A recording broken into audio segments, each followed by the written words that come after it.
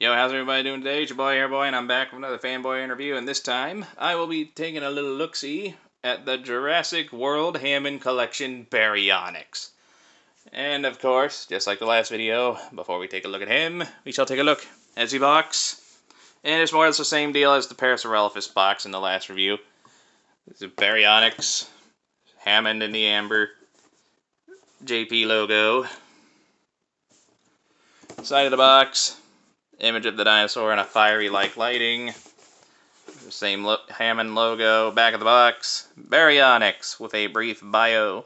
As lava rains down, the Baryonyx burst into the bunker, forcing Claire Deering and Franklin Webb to make a narrow escape in every respect. Bottom of the box, top of the box, and that's it. Now here we have the Baryonyx. Now, I don't think this is as far as the color scheme goes, I don't think this is the same Baryonyx from the movie. I think this is one of the Baryonyxes from the Camp Cretaceous series. Correct me if I am wrong, but this thing does bear a striking resemblance more so to one of them. And to my knowledge, there was 3 of them. So we might see recolors of this figure, and I would not be against it. As you can see, he is done in a very nice gray. Usually gray is pretty bland, but really these dark colors are usually bland by themselves, but the way they have them combined on this guy just looks really good. Now, I know as far as like scientific accuracy goes, the Jurassic World Baryonyx isn't one-to-one with real life, but honestly, I prefer this look over the actual one, just like the Raptors. I love that alligator legs. Now, let's get the light going. See, you got some nice dark blue along the back there. Some nice crocodile-like armor on the back. And, you know, the Baryonyx is meant to be a semi-aquatic predator, so having crocodile-like features isn't a bad idea. See, he's got nice beady little yellow eyes. A big alligator-like jaw. There's the underbelly. I wish the underbelly was done a little better, because, yep, the cuts off there, and as you can see, mold-wise, it keeps going down along the length of the tail. And, let's see here. What am I missing? I don't think I'm missing anything. Alright. And again, the only parts on this thing that I would have liked painted that aren't are these little heel spur claws. Nothing a Sharpie can't fix. I mean, I'll have to go like super light with it since the rest of the claws aren't black. But yeah, I'll work with what I got.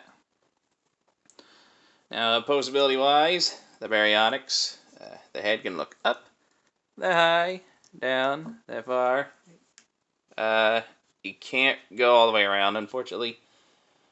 The jaw can open that far, or you can bring the top part up a bit as well to get a much wider bite range. Inside the mouth, looks pretty okay.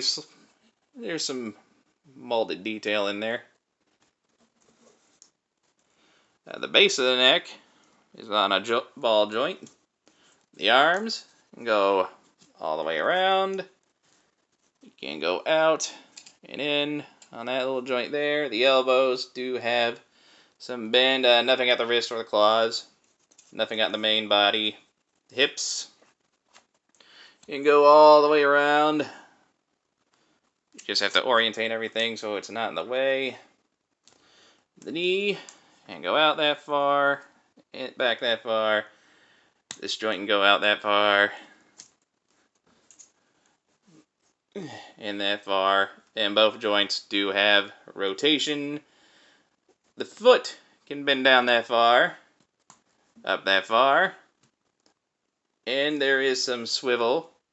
So you can get the legs in some decent poses. You can give them a pretty decent spread.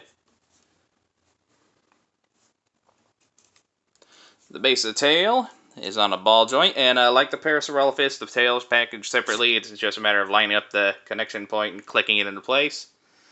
And like the Parasaurolophus, the tail does have a bendy wire inside. The end of it is right there.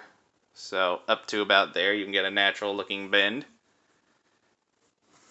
You can get some very nice poses. He is slightly more posable than the Parasaurolophus was. One point of articulation on the Parasaurolophus, I'm not sure if I mentioned it, the mouth does open and close.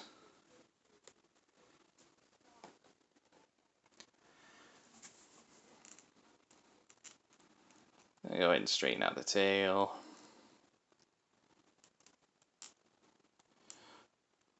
Yeah, so overall, I think the Baryonyx looks really good. I absolutely adore this thing. Like, I just know they're going to reuse this head design for a Spinosaurus. They would be stupid not to give us a Spinosaurus. Because this thing looks awesome, and I really, really hope they do Spinosaurus.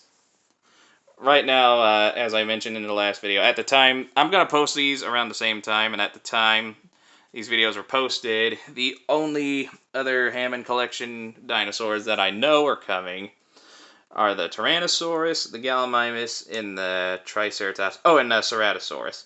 And I'm definitely going to try to get all of them if I can, because they look good. Based on the few pictures I've seen, they do look awesome. Alright, size comparisons. This video is not quite as long as the last one, I've noticed. Here he is, next to the JP3 Raptor. And again, the size between the two dinosaurs is not accurate.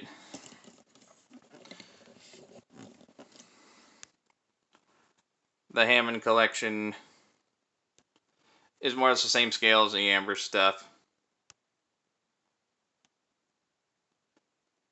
And so far, the only Amber collection Raptor is the first movie Raptor, and I would prefer literally any other Raptors, because they have a lot more going for them color-wise. Like, even the Lost World Raptors had, like, some tiger stripe patterns on them, which helped make them stand out. If they make this guy at the smaller scale as the other Hammond Raptor, I will probably end up grabbing it, but as it stands, this is what I got to work with. And I'm not wasting money on the first movie version of that Hammond collection Raptor. Like, if I could find it for, like, super duper cheap. It's one of those deals, like, if I see it in stores, I might grab it if there's nothing better to spend my money on. But as it stands, the Hammond collection Raptor isn't something I'm going to actively seek out. Anyway, here he is next to the Amber collection Pteranodon. That might be right, size-wise, if you compare the two dinosaurs in the movies.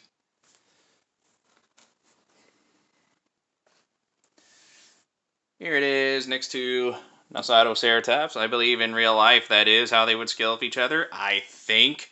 Do not quote me. And here it is with the Parasaurolophus. As you can see, Parasaurolophus is just a little bigger than Barry here.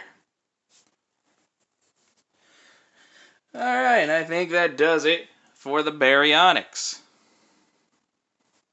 As he stands in a natural looking pose like that, he is about 5.5 inches off the ground, and from the tip of his nose to the end of his tail, look, he's a little over a foot actually. His longer tail gives him just a bit more length than the Parasaurolophus had.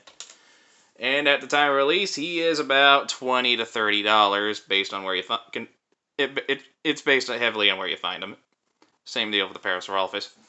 Now, do I think he is worth that price point and worth picking up? Yes, he most certainly is.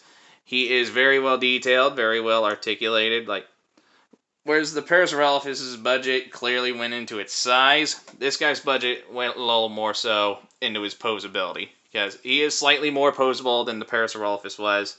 So you can get some really awesome looking poses out of this guy. I like the paintwork. I like the molding. Really, everything about this guy is like really, really good. Like, if you can find him, I highly recommend grabbing him. And I am definitely going to add the other Hammond collection dinosaurs to my collection if I can. Especially that Tyrannosaurus and Triceratops. I definitely want those two iconic dinosaurs. Well, anyway, this has been the Jurassic World Hammond Collection Baryonyx. If you enjoyed this review, hit that like button, leave a nice comment, enjoy the rest of your day, and I will catch you all in the next review.